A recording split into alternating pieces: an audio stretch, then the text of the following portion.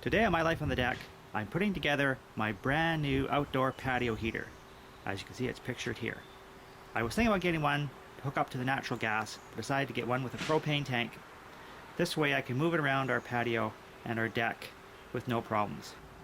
So we've got everything out of the box now. You can see that's the base, and of course the most important, the burner. And here's the wicker basket that's going to hide the propane tank. As you can see, it's a pretty darn close match to the wicker furniture, which is very nice. We've got the tube, then the reflector at the top, the hardware, and of course something to make it really easy for us to move this thing around, we've got the wheels. I think I found the first problem. There's a warning here, so make sure you read it carefully. Hopefully we can find someone competent enough to put this puppy together. And I think we found him! We found Casper, the competent installer. Uh-oh, he's gone now. For the post support, it's got 3 different parts that come in to connect to it. So what I did first off is just with the bolt, just put them all in, just sort of hand tighten them so they're still loose. And that makes it a lot easier to get all the different bolts, everything all connected up. And now I'm just going to tighten it all down. Well, we're making some good progress here. Got the whole base unit is now assembled. So now looking at doing the heater, getting the gas line hooked up, and then also the top part, the reflector. Here's some funny looking bolts. They're actually reflector pins, and I'll show you where those go right now. And here's those 3 reflector pins. As you can see, they go on the top of the burner, and then what they do is they actually mount to the reflector. So this is going to keep the reflector off of the burner.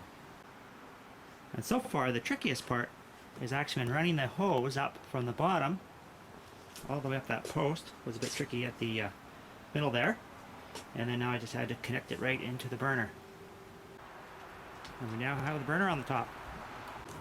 It's not in the instruction manual, but if you got this blue film plastic on, make sure you move it. Now here's the 3 sides of the reflector attached, and it's actually important to attach these first before you actually attach the top section. And the reason why is because the top section is going to attach through those bolt holes there. And as you can see, it's actually the 2 pieces of metal. The one bolt's going to go through. So that's why you want to have the reflector sort of assembled before you put the final top piece on over there on the very top. And here's one other important thing to note is the attachment of how you put in the bolt and the nut. You actually want the nut piece on the top.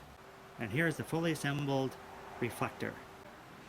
Leanne had a really good idea too, to put the top hat on the reflector. Got a ladder out, so very handy. As you can see now, the propane tank is inside the unit, and it's all connected up.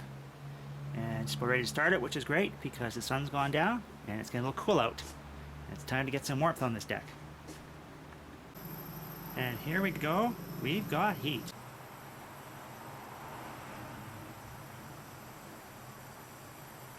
So the outdoor propane heater is all assembled, putting out lots of nice heat.